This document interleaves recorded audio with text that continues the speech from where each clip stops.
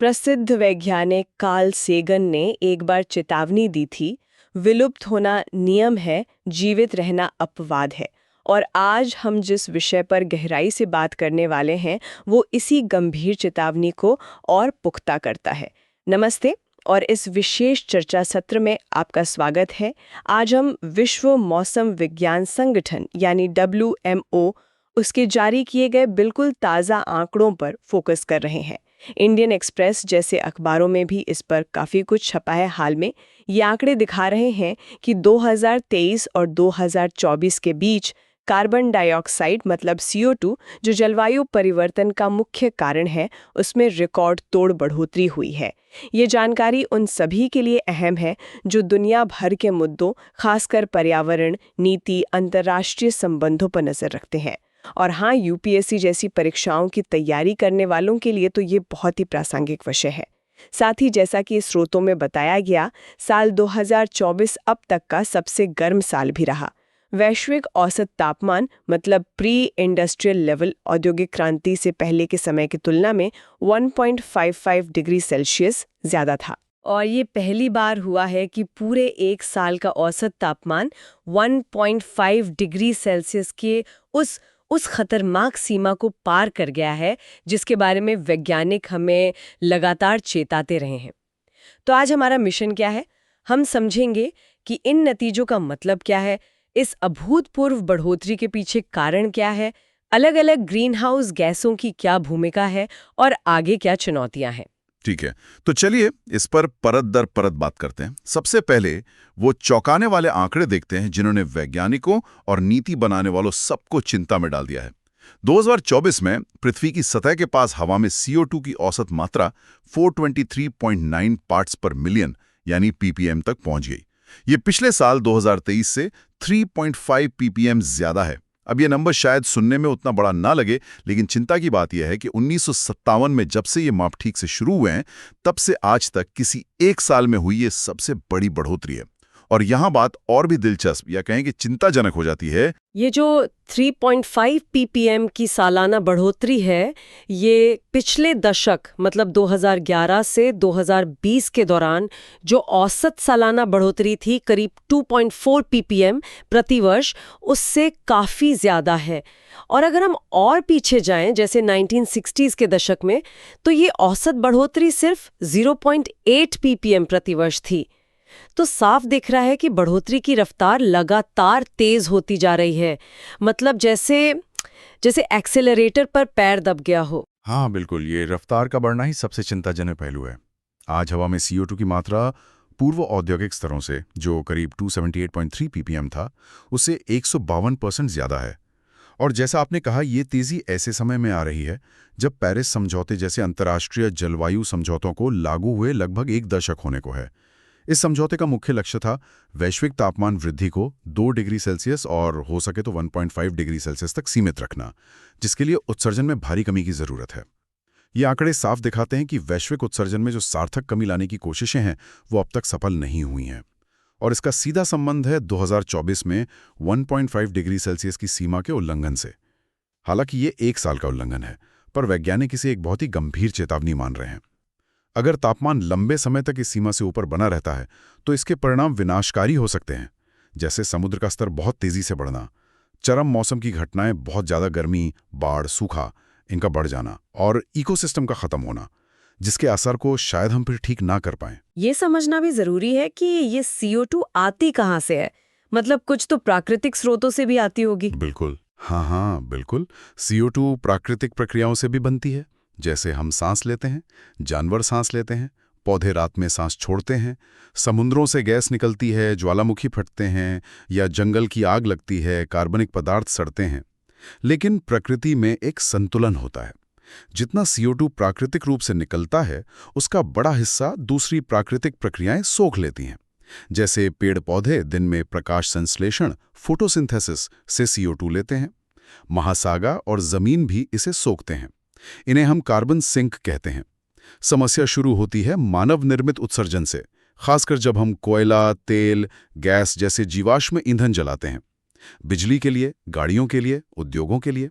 जंगल काटने से भी CO2 बढ़ती है। ये जो अतिरिक्त CO2 है, इसका सिर्फ आधा हिस्सा ही ये प्राकृतिक सिंक यानी महासागर और जमीन सोख पाते हैं। बाकी आधा हवा में जमा होता जाता है। और यही अतिरिक्त CO2 एक कंबल की तरह काम करती है। पृथ्वी की गर्मी को बाहर जाने से रोकती है, जिससे ग्रह धीरे धीरे गर्म हो रहा है। इसे ही ग्रीन हाउस प्रभाव कहते हैं। तो अब बड़ा सवाल ये है कि 2023 और 2024 के बीच ये जो 3.5 ppm की असामान्य रूप से ऊंची छलांग लगी, ये क्यों? क्या ये सिर्फ हमारे यानी इंसानों के उत्सर्जन बढ़ने से हुआ? WMO की रिपोर्ट इशारा करती है कि ये पूरी कहानी नहीं है। हाँ, मानव निर्मित उत्सर्जन लगातार बढ़ रहे हैं और वही मूल कारण है, इसमें कोई शक नहीं। लेकिन 2030-24 के बीच ये जो असाधारण उछाल आया, उसमें प्राकृतिक CO2 चक्र के उतार चढ़ाव ने भी भूमिका निभाई। ऐसा लगता है कि इस दौरान प्राकृतिक प्रक्रियाओं में कुछ ऐसा हुआ जिसने स्थिति को और बिगाड़ दिया। खास तौर पर दो बातें सामने आई हैं। पहला, ऐसा लगता है कि 2024 में महासागरों और जमीन पर मौजूद पेड़ पौधों ने, मतलब कार्बन सिंक ने, सामान्य से कम मात्रा में CO2 सोखी। वो थोड़े कमजोर पड़ गए। दूसरा, उस साल दुनिया के कई हिस्सों में जंगल की आग की घटनाएं असाधारण रूप से ज्यादा हुई, खासकर कनाडा जैसे देशों में। इन आगों ने बहुत बड़ी मात्रा में CO2 सीधे हवा में छोड़ दी। अच्छा, मतलब एक तरफ तो हम उत्सर्जन बढ़ा ही रहे हैं और दूसरी तरफ प्रकृति की उसे सोखने की क्षमता भी कम हो गई, और ऊपर से जंगलों की आग ने और CO2 डाल दी। ये तो तेहरी मार जैसी लग रही है। लेकिन ये सिंक कमजोर क्यों पड़े? इसका क्या कारण हो सकता है? और यहीं पर मामला और पेचीदा और चिंताजनक हो जाता है। अगर हम इसे बड़ी तस्वीर से जोड़कर देखें तो इन प्राकृतिक सिंक की CO2 सोखने की क्षमता कम होने का एक बड़ा कारण खुद ग्लोबल वार्मिंग ही है। ये एक तरह का दुष्चक्र है, या जिसे फीडबैक लूप कहते हैं। जैसे जैसे पृथ्वी गर्म होती है, महासागरों का पानी भी गर्म होता है, और गर्म पानी ठंडे पानी की तुलना में कम CO2 घोल पाता है। तो गर्म होते महासागर कम CO2 सोखते हैं। इसी तरह बढ़ते तापमान और बदलते मौसम की वजह से कई इलाकों में भयानक सूखा पड़ रहा है। सूखे से जंगल और घास के मैदान सूख जाते हैं, उनकी CO2 सोखने की क्षमता घट जाती है और वो आग लगने के लिए ज़्यादा वल्नरेबल हो जाते हैं।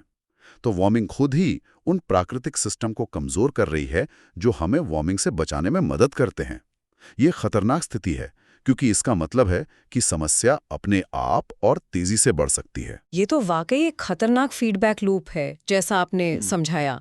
तापमान बढ़ता है, जिससे ग्रह की CO2 सोखने की क्षमता कम होती है, जिससे हवा में और CO2 जमा होती है, और फिर तापमान और बढ़ता है। बाप रे, ये बहुत चिंताजनक है कि वार्मिंग खुद ही ग्रह की प्राकृतिक सुरक्षा प्रणाली को कमजोर कर रही है। ये कुछ ऐसा है जैसे किसी को तेज बुखार हो और उसका शरीर बुखार से लड़ने की क्षमता ही खोता जा रहा हो। ये स्थिति तो हमारी नीतियों और कोशिशों को और भी ज्यादा मुश्किल बना देती है। CO2 तो सबसे मुख्य ग्रीन हाउस गैस है, इस पर हमने विस्तार से बात की। लेकिन स्रोतों में दूसरी ग्रीन हाउस गैसों GHGs का भी जिक्र था। चलिए संक्षेप में उन पर भी नजर डाल लेते हैं। मीथेन, CH4 और नाइट्रस ऑक्साइड N2O का क्या हाल रहा? आंकड़ों के मुताबिक मीथेन और नाइट्रस ऑक्साइड की मात्रा भी 2024 में बढ़ी, लेकिन दिलचस्प बात यह है कि इनकी सालाना बढ़ोतरी की दर पिछले दशक, मतलब 2011-2020 में जो औसत बढ़ोतरी थी, उससे कम थी। मीथेन, CH4 जो CO2 के बाद दूसरी सबसे अहम मानव जनित ग्रीन हाउस गैस है, उसकी सांद्रता 8 पार्ट्स प्रति बिलियन ppb बढ़कर 1942 ppb पर पहुंच गई। वहीं नाइट्रस ऑक्साइड N2O की सांद्रता 1 ppb बढ़कर 338 ppb हो गई। हाँ, ये बढ़ोतरी पिछले दशक के औसत से कम है। पिछले दशक में मीथेन औसतन करीब 10.6 ppb हर साल और नाइट्रस ऑक्साइड करीब 1.07 ppb हर साल बढ़ी थी। तो 2024 में इनकी बढ़ोतरी की रफ्तार थोड़ी धीमी हुई है। इसे एक छोटी सी, कह सकते हैं, राहत की बात, लेकिन ध्यान देना होगा कि मात्रा अभी भी बढ़ ही रही है, कम नहीं हुई है। लेकिन इन गैसों की मात्रा तो CO2 की तुलना में बहुत कम है, ppm की जगह ppb में। तो ये इतनी महत्वपूर्ण क्यों है? ये बहुत अच्छा सवाल है। यहीं पर बात उनकी शक्ति की आती है, उनकी पोटेंसी की। हवा में मात्रा भले ही कम हो, लेकिन ये गैसें गर्मी को रोकने में CO2 की तुलना में कई ज्यादा कुशल हैं। अगर अणु दर अणु देखें तो मीथेन CO2 से कम 25 गुना ज्यादा शक्तिशाली है, और अगर हम 20 साल के टाइम फ्रेम में देखें तो ये 80 गुना से भी ज्यादा शक्तिशाली मानी जाती है। नाइट्रस ऑक्साइड तो और भी ज्यादा, लगभग 270 गुना शक्तिशाली है। हालांकि एक और पहलू है उनका, वायुमंडलीय जीवन काल। मतलब वो हवा में कितनी देर तक टिकती हैं। CO2 बहुत लंबे समय तक, सैकड़ों से हजारों साल तक वायुमंडल में बनी रह सकती है। इसका मतलब है कि आज हम जो CO2 छोड़ रहे हैं, उसका असर सदियों तक रहेगा। इसकी तुलना में मीथेन थोड़ी कम देर रहती है, करीब 12-14 साल में वायुमंडल से हट जाती है। नाइट्रस ऑक्साइड लगभग 100-120 साल तक रहती है। अच्छा, तो मतलब CO2 सबसे ज्यादा मात्रा में है और सबसे ज्यादा देर तक रहती है, जबकि मीथेन कम देर रहती है पर बहुत शक्तिशाली है, खासकर छोटी अवधि में। बिल्कुल। अगर हम पूर्व औद्योगिक काल से लेकर अब तक हुई कुल वार्मिंग में इन गैसों का योगदान देखें, तो लगभग 66% वार्मिंग CO2 के कारण हुई है, करीब 16% मीथेन के कारण और लगभग 6% नाइट्रस ऑक्साइड के कारण। बाकी अन्य गैसों का योगदान है। ये हमें एक महत्वपूर्ण रणनीतिक सवाल की ओर ले जाता है।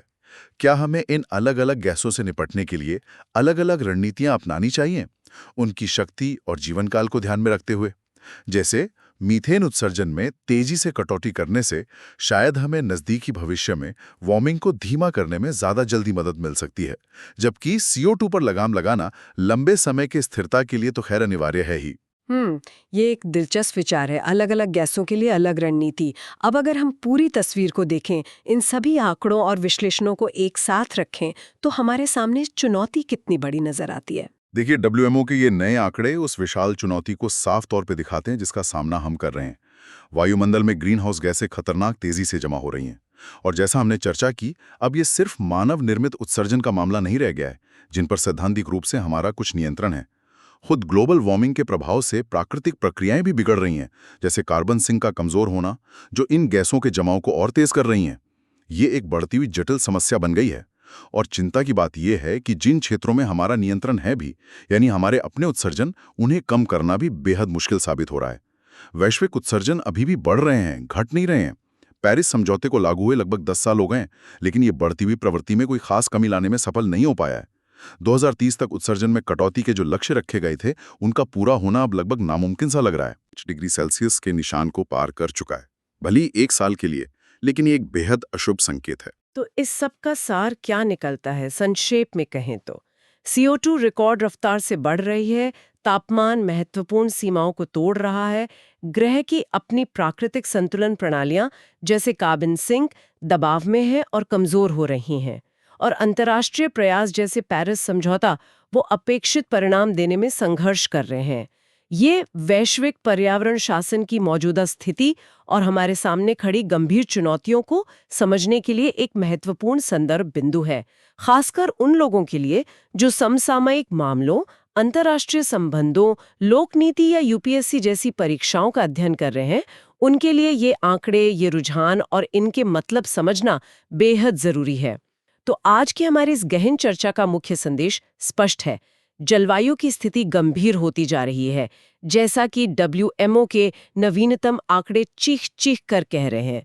ये सिर्फ वैज्ञानिक डेटा नहीं है, बल्कि हमारे ग्रह के स्वास्थ्य और हम सबके भविष्य के लिए एक जोरदार अलार्म बेल है। और यहाँ मैं श्रोताओं के सोचने के लिए एक अंतिम सवाल छोड़ना चाहूंगा।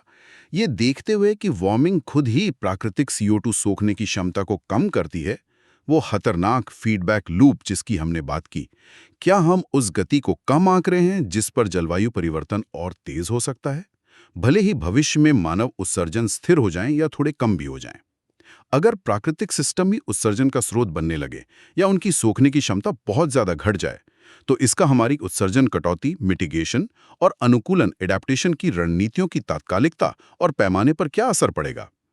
क्या हमें जितना हम सोच रहे हैं उससे कहीं ज्यादा बड़े और तेज कदमों की जरूरत है? ये वाकई एक बहुत महत्वपूर्ण सवाल है जिस पर नीति निर्माताओं, वैज्ञानिकों और हम सभी को गहराई से सोचने की जरूरत है। ये जानकारी उन सभी के लिए जरूरी है जो हमारे ग्रह के भविष्य को समझने में रुचि रखते हैं, खासकर उनके लिए जो नीति निर्माण, पर्यावरण अध्ययन या प्रतियोगी परीक्षाओं से जुड़े हैं। ये दिखाता है कि विज्ञान, नीति और व्यक्तिगत एक्शन के बीच के गहरे संबंध को समझना कितना आवश्यक है। हमें उम्मीद है कि इस चर्चा ने आपको इन जटिल लेकिन महत्वपूर्ण मुद्दों को बेहतर ढंग से समझने में मदद की होगी। अगर इस विश्लेषण से आपके मन में कोई और प्रश्न उठते हैं, तो उन पर विचार करना और उनके उत्तर खोजना महत्वपूर्ण है। यदि आपको ये जानकारी उपयोगी लगी हो, तो कृपया इसे लाइक करें और भविष्य में ऐसी और गहन चर्चाओं के लिए हमारे चैनल को सब्सक्राइब करना ना भूलें। आपके कोई प्रश्न या विचार हो तो नीचे कमेंट्स में ज़रूर साझा करें। हम उन पर गौर करने की पूरी कोशिश करेंगे।